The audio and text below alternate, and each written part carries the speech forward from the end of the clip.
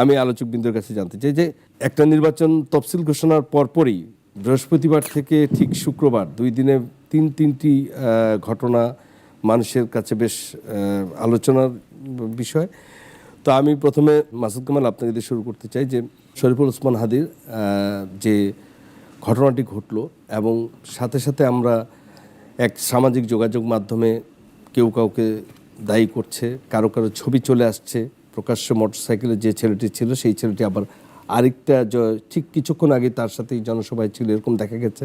সে বর্তমানে নিষিদ্ধ কার্যক্রমের তালিকায় রয়েছে, যে ছাত্র সংগঠন ছাত্রলীগের একজন নেতা বলে সামাজিক যোগাযোগ মাধ্যমে চলে এসেছে। আবার কেউ কেউ দায়ী করেছে যে সাদিক কায়েমের সাথেও তার ছবি দেখা গেছে, শিবির ঢাকা বিশ্ববিদ্যালয়ের ভিসি, তাকেও অনেকে ট্রল করছে। আসলে আপনার কাছে সব মিলিয়ে কি মনে হয়, একটা নতুন অস্থিরতার দিকে আমরা এগোলাম? হত্যার জন্যই তো চেষ্টা করা হয়েছে, মাথায় গুলি করছে, দুটো চলন্ত যান। হাদি রিক্সায় ছিলেন আর ওরা বাইকে চলে গুলি করেছেন। ব্যাপারটা তো সহজ না, একদম মাথায় গুলি লাগানো, এরা খুব এক্সপার্ট হ্যান্ড না আমার কাছে মনে হয়। আমি চট করে কোনো একটা মন্তব্য করতে চাই না, এই কারণে কি, যখন আমার মন্তব্য যদি পুরো তদন্তের মধ্যে মানুষের মনে, তদন্তকে নিয়ে মানুষের মনে একটা ধারণা ছড়িয়ে দেয়, যে ধারণা আসলে সত্য নয়, হতে পারে। মানুষ তো যার যার মতো করে যার যার চিন্তা থেকে ধারণা করে। এই ধারণাগুলো আসলে মানে তদন্ত কাজের জন্য আমি মনে করি অনেক সময় বাধারও তৈরি করে। আমাদের পুলিশের উপর আমার ভরসা আছে এই কারণে, দেখেন কয়েকদিন আগে মোহাম্মদপুরে মা ও মেয়ের একটা হত্যা হলো না? সেখানে যে কাজের মেয়েটা ছিল, সে তার নিজের নাম দেয়নি, তার চেহারা কেউ দেখে নাই, তারপরেও তো 2 দিনের মাথায় গুণ তাকে প্রত্যন্ত এলাকা থেকে ধরে নিয়ে আসলো পুলিশ। তা আমার এই আস্থাটা আছে, আমাদের পুলিশ যদি চায় তাহলে ধরতে পারবে, এবং সেই আস্থা থেকে আমি এটাও মনে করি এই ছেলেকে ধরা সম্ভব। ধরলে আপনি অনেক কিছু পেয়ে যাবেন। এখন ধরার পর হয়তো বোঝা যাবে। এর আগে রাজনীতি খোঁজাটা আমি মনে করি শোভন না এই কারণে, যেটা আপনি কাকে ধরবেন, কাকে বলবেন, কে করতে পারে কে করতে পারে না, এগুলো অনেক কিছু। অপরাধ বিজ্ঞানে না একটা কথা আছে, সে কথা আমরা যেটা বুঝি, উনি আইনজীবী না, আরও ভালো বুঝবেন। সে কথাটা হলো যে যখন কোনো অপরাধ ঘটে, প্রথমে তাকাবেন এই ঘটনার জন্য বেনিফিশিয়ারি কে, এই ঘটনাটা ঘটার ফলে লাভ হলো কার। এটা কিন্তু সন্দেহের প্রথম তালিকায় তারা থাকে। কাজেই আমি যেভাবে বললাম, হয়তো এর চেয়েও গভীরভাবে, এর চেয়েও ম্যাটিকুলাসলি হয়তো বা যারা নাকি তদন্ত আছেন তারা এটা বের করতে পারবেন। জুলাইয়ের আন্দোলনের যে মুখগুলি ছিল সামনে, যে কটা মুখের সঙ্গে আমার ব্যক্তিগত পরিচয় ছিল এবং অনেকের সঙ্গে তো আমি বিভিন্ন টক শোতেও বসেছি, আমার কাছে ওসমান হাদিকে মনে হইতো যে খুব সিনসিয়ার টাইপের একটা ছেলে, এবং ওর চিন্তা ভাবনা, ও যেটা বিশ্বাস করতো সেটাই বলতো, এবং যখন বলতো খুব উচ্চকিত ভঙ্গিতেই বলতো। যে কোনো মানে এই ধরনের যে একজন লোকের সঙ্গে আপনার মতবিরোধ হতে পারে, সেই মতবিরোধ তার সঙ্গে তর্ক করবেন, তার সঙ্গে আপনি যুক্তি দিয়ে কথা বলবেন, কিন্তু তাকে যে সরিয়ে ফেলার যে প্রবণতাটা, গায়ে হাত তোলাটা, এটা না কোনো সভ্যতা নয়। খুবই আনফর্চুনেট, এত বছর পরে আমাদের দেশটা মানে অসভ্যতার দিকে যাচ্ছে, এটা আমি এটা বুঝতে পারি না। গত 15 বছর যখন শেখ হাসিনার শাসন করতেন দেশ, তখন আমরা অনেক কিছু দেখতাম, হেলমেট বাহিনী দেখতাম, অমুক দেখতাম, তমুক দেখতাম, তাদেরকে তো আমরা সরিয়েছি, এগুলো পছন্দ করি নেই বলেই তো সরাইছি। নতুন যারা আসছে তাদের কাছ থেকে তো আমরা একটা আইনের শাসন আশা করেছি, এবং সে আশা আমাদের একবারের জন্য মনে হয়নি যে সে আশাটা পূরণ হতে যাচ্ছে। তো এটা ঠিক না, এটা উচিত না মনে করি। এবং যাই হোক, থামিয়ে দেওয়া হয়েছে তার সেই পদচারণা, এবং এরকম হত্যাকাণ্ডের চেষ্টা বা হত্যার চেষ্টা দেখেছি আমরা, সেগুলো প্রত্যেকটা রাজনৈতিক দৃষ্টিভঙ্গিতেই দেখেছি আমরা, এবং বিচারবোধ সব কিছুর রাজনৈতিক দৃষ্টিভঙ্গিতে এসেছে। আপনার কাছে কি মনে হয়, অন্তত এই হত্যা প্রচেষ্টাটি কি, যেটা মাসুদ কামাল বললেন যে মোহাম্মদপুরের একটা কাজের বুয়াকে যেভাবে 2 দিনের মধ্যে ধরা হয়েছে, এবং এই যে এইবার দায় চাপানো হবে না, বা এই বিষয়ে আপনি কতটুকু আশাবাদী? ধন্যবাদ আপনাকে। আপনার মাধ্যমে আপনার টিভির সমস্ত দর্শকদেরকে সালাম এবং শুভেচ্ছা, এবং আপনারা যারা আছেন আসসালামু আলাইকুম রহমতুল্লাহ বারকাতুহু। একটু আগে ভাই বললেন লাভ কার, আর মোহাম্মদপুরের ওই ঘটনার সাথে হাদির ঘটনা আকাশ জমিন পার্থক্য। সো মোহাম্মদপুরে ওটাকে নিয়ে আসতে চাই না। শোনেন, ভারত বিরোধিতা করবেন, আওয়ামী লীগের বিরোধিতা করবেন, আপনি হত্যাযজ্ঞের শিকার হবেন। দেখেন, আমার ছবি দিয়ে পুরস্কার ঘোষণা করা হয়েছে এবং কি লেখছে, গণশত্রু হত্যা জায়েজ, স্বাধীনতার প্রশ্নে আপোষহীন লড়াই যখন 90 রাজাকার উত্থান হয় তখন 71-এর লেগাসি বহন করা গেরিলাদের দ্বারা 90 রাজাকারের বধ কর্তব্য হয়ে দাঁড়ায়। এই যে ফান্ডামেন্টালিজম, এই ফান্ডামেন্টালিজমই হচ্ছে আওয়ামী লীগের একমাত্র পুঁজি। যারা আওয়ামী লীগের বয়ান দিতে চায়, যারা বলতে চায় হাসিনা আওয়ামী লীগের কিছু নির্দোষ লোক আছে, এই মিথ্যাচার থেকে বের হয়ে আসতে হবে। আজকে অনেকের মুখে বাড়ায়, যখন আওয়ামী লীগের বিষয়ে কথা আসে তখন ওটা তদন্তাধীন হয়, আর যখন অন্য বিষয় হয় তখন আমরা খুব সুন্দর কথা বলতে পারি। শোনেন, আপনাকে কিছু উদাহরণ দিই। এটা বিজয়ের মাস বলি, বারবার বলি। তো মেজর এম এ জলিল একটা বই লিখছিল, অরক্ষিত স্বাধীনতা পরায়ণতা, ভাই নিশ্চয় পড়ছে। এই বইয়ের 63 নম্বর পাতায়, স্বাধীনতা হলো 16 ডিসেম্বর। ভারত, আবার বলতেছি, ভারত 31শে ডিসেম্বর তাকে অ্যারেস্ট করছিলেন। কি জন্য অ্যারেস্ট করছিলেন?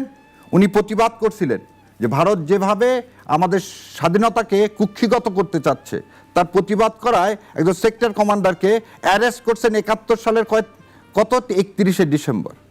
সিরাজ শিকদার কোথায় এ ভাষণ যে দেয়, সেই দলের তখন থেকে জানা উচিত হাসিনার কি ছিল। হাসিনা ক্ষমতায় এসে প্রথম কাজটা আওয়ামী লীগ কী করছে, 57 জন আর্মি অফিসারকে মেরে ফেলছে, দিয়ে মানুষের মুখ স্তব্ধ করতে চাইছে। হাদিদের মুখ কোথায় স্তব্ধ করা যায় না। হাদিরা বারবার পুনর্জন্ম হয়। হাদিরা পুনর্জন্ম হয় বলেই শেখ হাসিনার মতো নরপিচাস, আওয়ামী লীগের মতো নরপিচাসদের এই বাংলার মাটি থেকে উচ্ছেদ সম্পন্ন হয়। হাদিরা বারবার জন্মগ্রহণ করে বলেই ভারতীয় আধিপত্যবাদের বিরুদ্ধে আমরা জোর গলায় বলতে পারি। এবং আপনাকে একটু দাঁড়ায় দিন, শোনেন, 7 নভেম্বর ছিল প্রথম এই ভারতীয় আধিপত্যবাদের বিরুদ্ধে কি একটা গণ উদ্ভুত্থান। এবং সেই উদ্ভুত্থান কারা ছিল? মুক্তিযোদ্ধারাই ছিল। সিপাহী জনতার যে, সে তো মুক্তিযোদ্ধারাই ছিল, সে তো আর মোস্তাক এর সরকারের কেউ ছিল না। তাহলে মুক্তিযোদ্ধারাই সেদিন প্রকৃত মুক্তিযোদ্ধা কবে আসবে দেশে? যখন এই ভারতীয় আধিপত্যবাদের বিরুদ্ধে আমরা মুখ খুলতে পারবো। এবং হাদির কাজটা কি, হাদির অপরাধটা কি? ভারতীয় আধিপত্যবাদের বিরুদ্ধে কথা বলা তো তার অপরাধ, তার কোনো অপরাধ নাই। তাই না সন্ত্রাসের মধ্যে জড়িত, না চাঁদাবাজের মধ্যে জড়িত, না কারো জমি নিয়ে কিছু করছে, কারো মেয়ে দিয়ে তুলে গেছে, কিছু না। একটা আদর্শ। তার মানে ভারত কোনো দিন এদেশের যে প্রকৃত আদর্শটা কি? আমার মুক্তিযুদ্ধ আমার স্বাধীনতা আমার স্বাধীনতা হিসাবে আমরা বাংলাদেশটাকে কি করব, গড়ে তুলব। এই গড়ে তোলাটাই তো ভারত কখনো চায় না। ভারত চায় আমাদেরকে করদ্রাষ্ট্র করতে। আর হাদিরা আমাদের জন্মই হয়েছে এই করদ্রাষ্ট্রের বিরোধিতা করতে। আর যারা আজকে আওয়ামী লীগের পুনর্বাসনের কথা বলে, যারা আজকে আওয়ামী লীগের সময় ইনিয়ে বিনিয়ে কথা বলে, তাদেরকে জাতির পক্ষ থেকে ধিক্কার দেওয়া উচিত। কারণ হাদিদেরকে, এক হাদিকে মেরে বা এক শাহরিয়ারকে মেরে এই আন্দোলনকে কি করা যাবে না, কোনোদিন বেশি স্যার, আপনার কাছে আমি যেটা জানতে চেয়েছিলাম, আপনি যেটা বললেন আমি ঠিক তারই একটা প্রশ্ন করি আপনাকে। হ্যাঁ, যে হাদি ভারত বিরোধী কথা বলেছে, হাদি কিন্তু একই সাথে যদি আমি বলি আমেরিকার বিরুদ্ধেও কথা বলেছে। আপনি তার বক্তব্য দেখেন, হাদিকে যদি আপনি দেখেন, একই সাথে বাংলাদেশের রাজনীতিতে তিনি বিএনপি এবং জামাতকেও ছেড়ে কথা বলেননি, তিনি একই বিষয়ে কথা বলেছেন। তো এখন বিষয়টা হচ্ছে যে, এটা আমার কথা হচ্ছে যে হাদি যতগুলো বিষয়ে তিনি কথা বলতেন, তিনি আমাদের এই সাম্রাজ্যবাদী, তিনি যে পুঁজিবাদী সমাজ, সেটার বিরুদ্ধে হাদি কথা বলতো। হাদি একটা কথা বলতো যে, যা কেউ যদি তাকে ময়লা পানি ফেলতে চায় বলে দেন, কিন্তু আমি তারপর আপনার দোয়াটা নিয়ে আসবো। তার মানে কি? এবং সে একটা কথা বলছে যে আমি শত্রুর সাথে ইনসাফ করতে চাই, তার প্রত্যেকটা বক্তব্যের মধ্যে ছিল। তো সেই জায়গায় আমি আপনাকে জিজ্ঞেস করছি যে, আপনি শুধু কেন মনে করছেন যে হাদি ভারত বিরোধী কথা বলেছে বলে, বা ভারত বিরোধী কথা বললেই এরকম একটা অবস্থা হতে পারে? আপনাকে একটা জিনিস বলি, মার্কিন সাম্রাজ্যবাদের যে কথা বলছে, হাদির ন্যারেটিভসগুলোর, হাদির যে কথাগুলো, কারণ হাদিকে তো সেই 36শে জুলাই থেকে তো আমরা একসাথে আসি, দেখতেছি, কথাবার্তা বলতেছি, ওর সাথে মাঝে মাঝে ফোনে কথা হতো। আচ্ছা, ভারতীয় আধিপত্যবাদের কথা এই কারণে বললাম, সকাল থেকে ওই পর্যন্ত 10টা ইন্ডিয়ান নাম্বার থেকে আমার ফোন আসছে। হাদির নম্বরে একই জিনিসটাই হয়েছে। হাদির কাছে কল রেকর্ড আছে, দেখেন 3 দিন আগে হাদি কি বলছে, ইন্ডিয়া থেকে ফোন দিয়ে তাকে কি করছে, যে ইন্ডিয়ার বিরুদ্ধে কথা বলা। আমরা তো ভারতের বিরুদ্ধে, মানে কি একটা জিনিস দেখেন, ন্যারেটিভটা কিভাবে তৈরি করা হচ্ছে। 71 মানে কি? ভারত বিরোধিতা করা মানে 71 নিয়ে কথা বলা। আওয়ামী লীগ নিয়ে সমালোচনা করা মানে কি আমি মুক্তিযুদ্ধকে ধারণ করি না, আমি রাজাকার হয়ে গেলাম? স্বাধীনতা এবং আওয়ামী লীগ এবং মুক্তিযুদ্ধ, এই তিনটা পার্টকে এবং এই ভারতীয় আধিপত্যবাদকে মুক্তিযুদ্ধের মধ্যে যে মিশানা, এই যে কুমতলবটা, এই কুমতলবটা কেন? যখন শেখ মুজিবের মধ্যে কিছু বলবে তখন আপনার জীবন কোন রাজনৈতিক দল বলেন তো? যে আমি আপনাকে থামায় দিই, যে মার্কিন সাম্রাজ্যবাদের বিরুদ্ধে তো সবাই বলছে, কমিউনিস্ট পার্টির লোকেরা বলেনি, মনি সিংরা বলেনি, কোনদিন আপনি দেখছেন সিআইএ এজেন্ট এসে কাউকে মেরে ফেলছে? ডক্টর মিলনরা বলেনি সেই সাথে? কিন্তু সিআইএ কিন্তু সারা দুনিয়াতে না, আপনি একটা উদাহরণ দেন যে বাংলাদেশের ইতিহাসে, বা আপনি একটা জিনিস বলেন, এই যে এই বইয়ের কথা বললাম, আরো বইগুলো আছে, আমাদের দেশের বুদ্ধিজীবীদেরকে হত্যা করছে ইন্ডিয়া, আমাদের বুদ্ধিজীবীদের সিআইএ হত্যা করেনি ভাই। আর আজকে যে কথা বললাম, যেখানে আমি উদাহরণ দিলাম, দেখালাম গত 3 দিন ধরে কার কার জীবনের হুমকি আসছে, কেন হুমকি আসছে, ভারত থেকে কেন নাম্বারগুলো আসতেছে। আজকে যে ছেলেটার ছবি দেখলেন, না না, যে একটা ছেলে, না একটা ছেলের ছবি দেখতেছেন, সে কোন দলের? তাহলে সেই ছেলেটা অ্যারেস্ট হয়েছিল, তাকে বের হলো কিভাবে, তাকে আবার ছাড়লো কিভাবে? লিঙ্গটা দেখেন, ছাত্র উপদেষ্টা পদত্যাগ করতেছে, তফসিল ঘোষণা হচ্ছে, এই শীত নিদ্রা থেকে প্রেসিডেন্ট হঠাৎ করে কি তার এত বড় হঠাৎ সাহস হলো, তাকে রয়টার্সে কিভাবে সাক্ষাৎকার দিতে দিল? কারণ সারা দেশের মানুষ বলতেছে তো সে আওয়ামী লীগের প্রেতাত্মাই প্রেসিডেন্ট। এই প্রেসিডেন্টকে রাখা হয়েছে কেন? আপনি যেভাবে বললেন যে 71 মানেই ভারত বিরোধিতা নয়, বা ভারত বিরোধিতা মানে 71-এর নয়। আপনি যেমনটি বলছেন যে সেই দলের যে প্রধান তিনি বলেন সিরাজ শিকদার কোথায়। আমার একটা প্রশ্ন, এটাও তো আরেকটা ইতিহাসের অংশ আছে, এগুলো আপনারা কেন বলেন না যে যখন শেখ মুজিবুর রহমান লন্ডন থেকে আসলেন, তিনি আসার পরে তিনি ভারতীয় প্রধানমন্ত্রীকে তিনি বলেছিলেন ভারতীয় ফোর্স বাংলাদেশ থেকে কবে যাবে। এটাও তো সত্য ইতিহাসের অংশ। এবং যেখানে দ্বিতীয় বিশ্বযুদ্ধের পরে এখনও জাপানে আমেরিকান সৈন্য অবস্থান করছে, এখনও রাশিয়ার অনেক সৈন্য সেখানে অবস্থান করছে, ইতিহাসের যার যে অংশ সেইটুকু তো আপনি অস্বীকার করবেন না। সাথে আমি আরেকটু যোগ করি, বলেন, বাংলাদেশ জামাত ইসলামের আমির এই কয়েকদিন আগে একটা বক্তৃতায় তিনি বলেছেন, তিনি বাংলাদেশ স্বাধীনতা আন্দোলনের শেখ মুজিবুর রহমানকে অবিসংবাদিত নেতা হিসেবে বলেছেন। আমি তার নিজে বক্তব্যটা শুনেছি।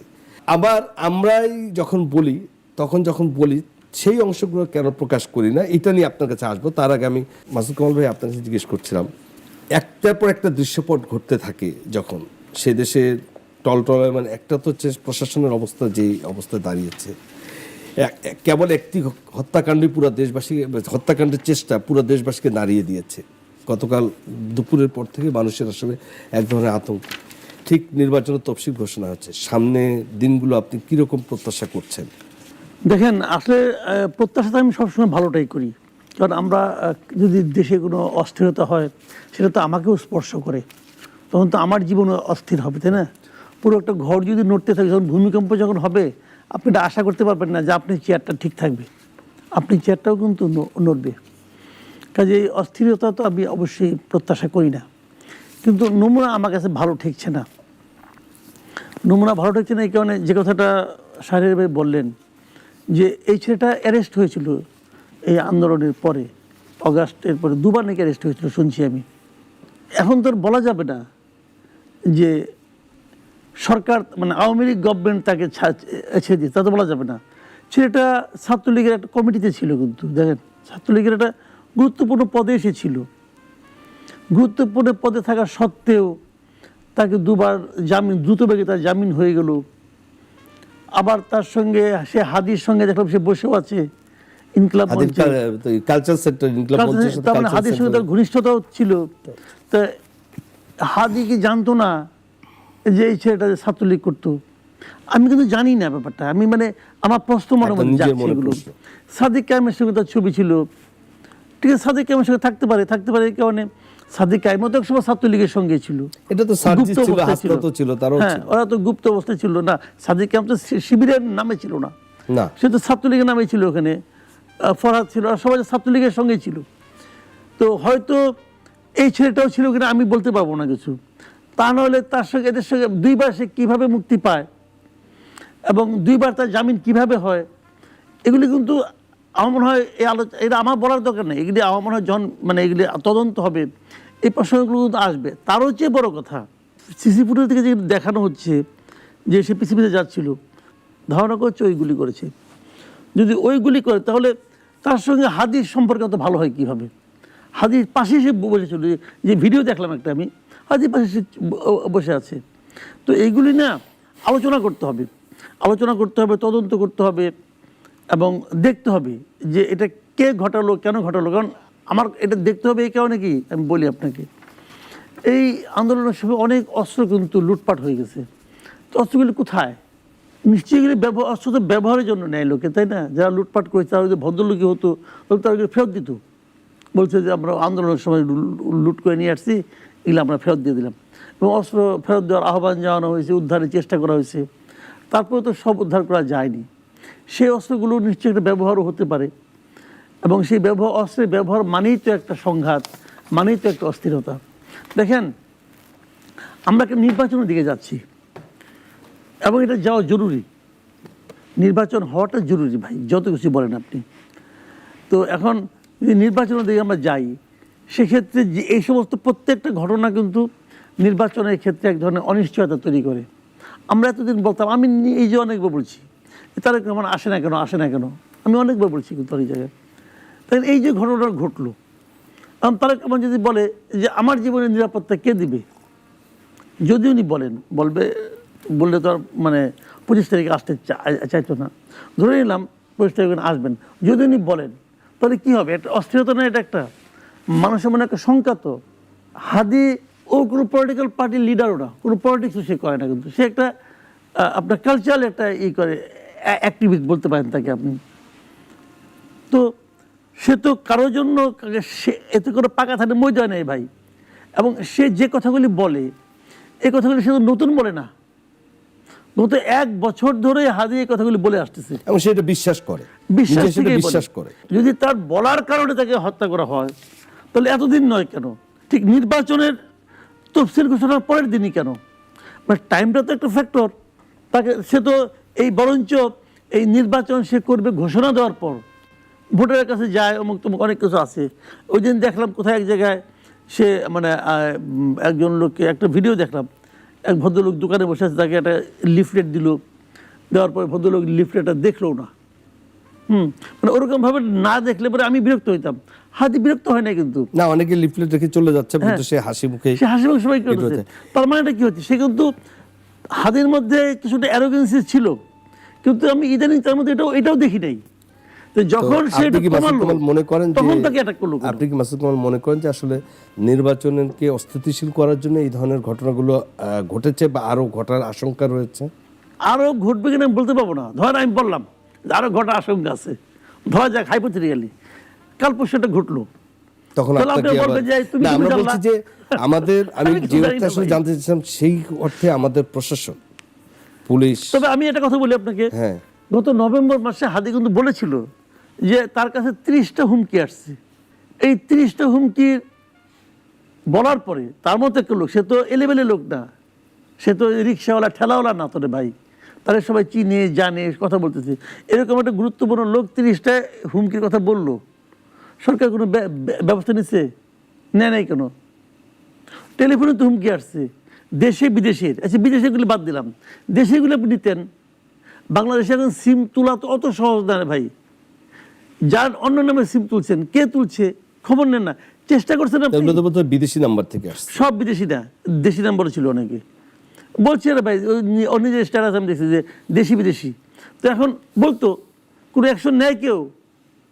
এখন সরকারের মধ্যে যদি ধরেন, আমি কিন্তু যদি আমাকে বলেন যে আপনি দায়ী করবেন কাকে, আমি কিন্তু গভর্নমেন্টকে দায়ী করবো।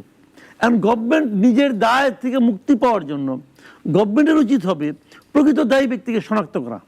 আমি কিন্তু মানে এখন আমার মতো করে হাইপোথেটিক্যালি অনেকের নাম বলতে পারি। আমি বলতে পারি যে অমুকে করছে, অমুকে এইটা বলছিল, তমুকে এইটা বলছিল, এর থেকে বোঝা যায়। এগুলি বলে কোনো লাভ নাই। আমি আপনাকে একটা এক্সাম্পল দিয়ে বলি। দেখেন, বিএনপির আন্দোলনের সময় তখন হাসিনা সরকার ছিল। ওই যে অক্টোবরে একটা আন্দোলন হলো না, 28 অক্টোবরে। সেই আন্দোলনের সময় একজন পুলিশকে কিন্তু মারা হলো। খেয়াল আছে আপনার? পুলিশকে মারা হলো। ঘটনা ঘটার আধা ঘন্টার মধ্যে ওই সময়ের স্বরাষ্ট্রমন্ত্রী বললেন কি, এটা ছাত্রদলের লোক মারছে। ভাই, উনি কি করে জানলেন এটা ছাত্রদল? ওর গায়ে কি লেখা ছিল যে দেখুন আমি ছাত্রদল? লেখা ছিল? লেখা তো ছিল না। উনি বললেন কেন এটা? ওনার বলার কারণটা কি? কারণটা হলো এটা যে উনি এইটা বলার মাধ্যমে পুলিশকে বলে দিলেন যে তুমি ছাত্রদল ছাড়া আর কাউরে ধরো না। হিসাব কিন্তু ভাই খুব ক্লিয়ার কিন্তু।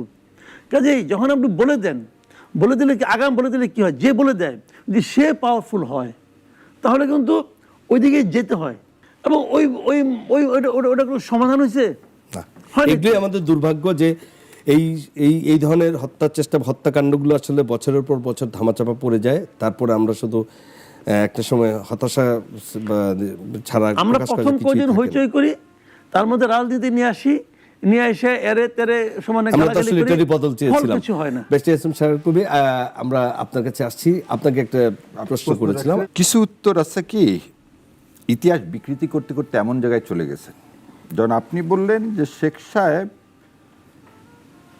বাংলাদেশ আসার আগে দিল্লিতে নামছে এবং নেমে ইন্দিরা গান্ধীকে বলছে যে কবে সৈন্য ফেরত নেবেন। ইতিহাস তা বলে না। ইতিহাস বলে সেপ্টেম্বর মাসে 1971 সালে 7 দফা চুক্তি হয়েছিল ইন্ডিয়ার সাথে, এবং 7 দফা চুক্তির প্রথম কথাই ছিল ইন্ডিয়ার আন্ডারে একটা সেনাবাহিনী থাকবে, আমাদের কোনো সেনাবাহিনী থাকতে পারবে না, রক্ষী বাহিনী যেটা প্যারামিলিশিয়া, সে প্যারামিলিশিয়া থাকবে, যুদ্ধের যে ব্যয়ভার সেটা পাকিস্তানের কাছ থেকে ইন্ডিয়া নিবে, আমাদের ব্যবসা বাণিজ্য যে কোনো চুক্তি করতে গেলে কি করতে হবে, ইন্ডিয়ার সম্মতি লাগবে, পররাষ্ট্রনীতি ইন্ডিয়া ঠিক করে দিবে সেইটার। এখন এই যে 7 দফার পরে কি করলেন দেখেন, ডেটটা দেখেন, 19 মার্চ 1972, যেদিন সৈন্য চলে যাওয়ার আগ মুহূর্তে 25 বছর মেয়াদে আপনি একটা চুক্তি করলেন, যেটাকে এই 7 দফাকে এই 25 বছর মেয়াদী চুক্তির মধ্যে ঢুকালেন।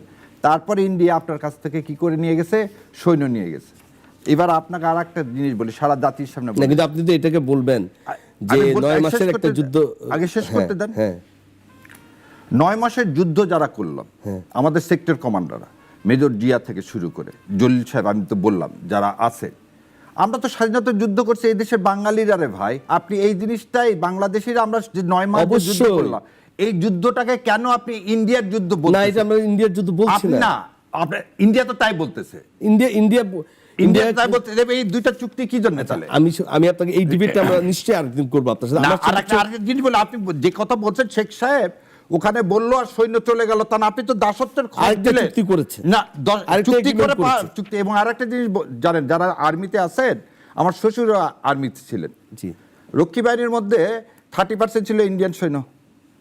এই রক্ষী বাহিনী 75 সাল পর্যন্ত 30% ছিল ইন্ডিয়ান সৈন্য। এই যেদিন এই আমাদের এই 36 আগস্ট হয়, সেই কেন কোন প্লেনে করে কেন ইন্ডিয়ান সৈন্যরা এখান থেকে চলে গেল? তার মানে ইন্ডিয়ান সৈন্য এই 15 বছর হাসিনার সময় ওই দেশে ছিল।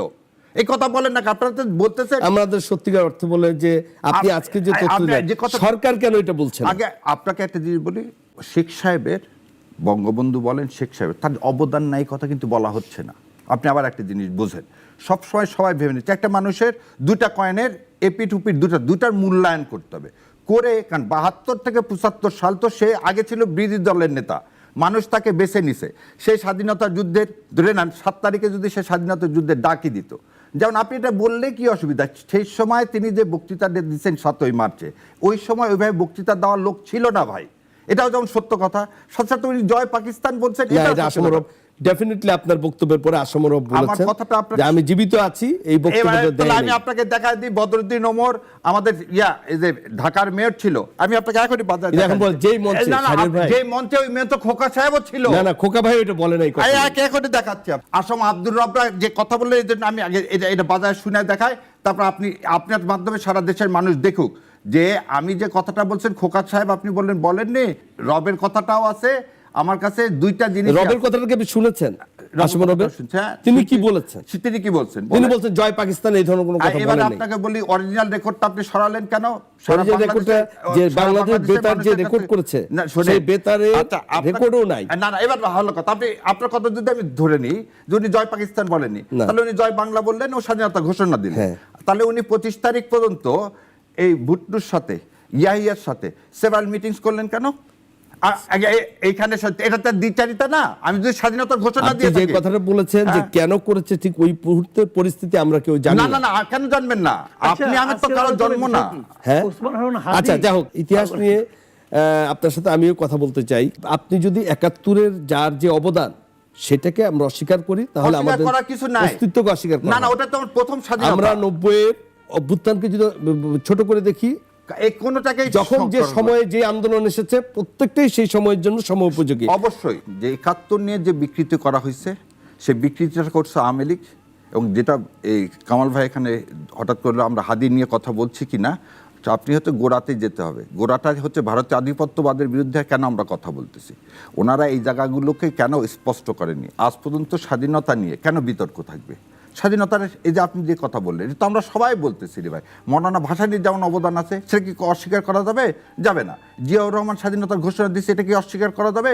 যাবে না। আপনি শেখ মুজিবুর রহমানের যে অবদান আছে সেটা কি অস্বীকার করবেন? না।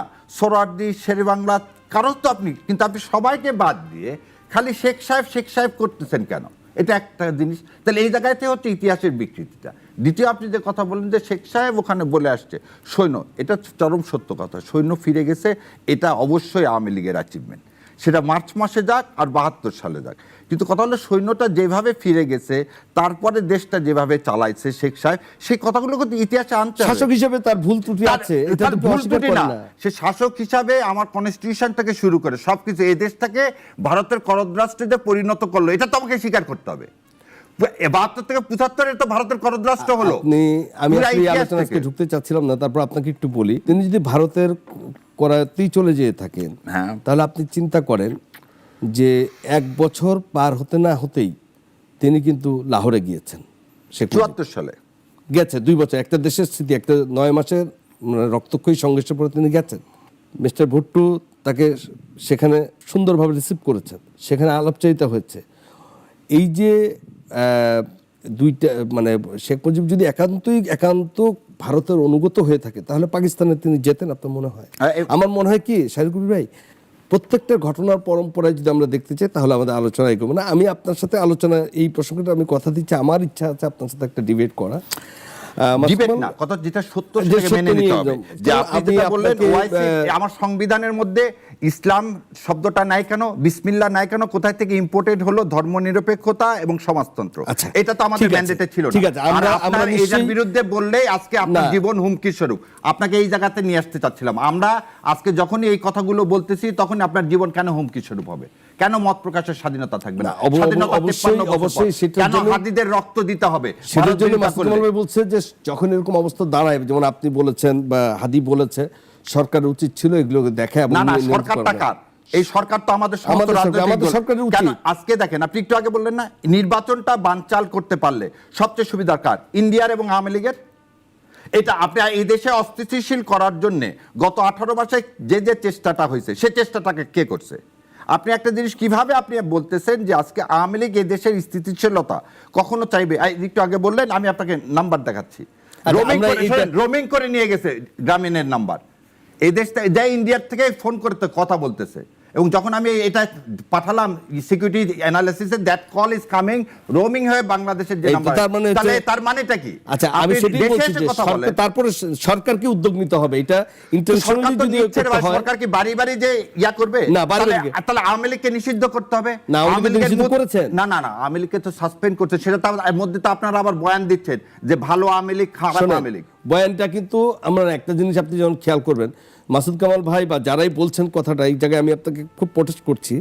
সবার একটা কথা হচ্ছে যে দেশে যদি 1 কোটি থেকে 1.5 কোটি 2 কোটি এরকম লোক থাকে, তাহলে ওদেরকে কি আমরা, ওনারা যেটা বলছেন বা যাদের কথা, তাদেরকে মেরে ফেলবে? না, আমরা মেরে ফেলবো বলেছেন। তারা ভুল স্বীকার করে কি একজন ফিরে আসছেন? যে এত বড় বিভেদ তৈরি করা যাবে না। বিভেদ না, আপনি বলেন যে একটা লোক তপ্ত হয়ে মাপ চেয়ে ফেরত আসছে। যে ঘটনাগুলোর বিচার প্রক্রিয়া চলছে, বিচার চলছে, আপনি কি দেখেছেন এই বিচারের বিরুদ্ধে মাসুদ কামাল, আনিস আলমগীররা তার বিরুদ্ধাচরণ করেছে? তাহলে আপনি বলতে, আনিস আলমগীর আমার সাথে ইয়া করে বলছে যে হোয়াট হি মিন, এটা ক্যাঙ্গারু কোর্টে তাহলে এটা উনি আদালতে এটা উনি শুনেন, এখানে ইয়া বলেননি, বিএনপি দিয়া বলেননি, তাকে বিতর্কিত করার চেষ্টা করছেন, পান্না সাহেব করেননি। না, আলটিমেট ফাঁসি হয়েছে শেখ হাসিনার। সেটা তো শেখ হাসিনাকে আনতে হবে। তাহলে মানে কি আপনি যে বিচার কার্যকর হওয়ার আগ পর্যন্ত আপনি বলতে পারেন যে এটাকে ইয়া করেন? আমরা একটু সেকেন্ড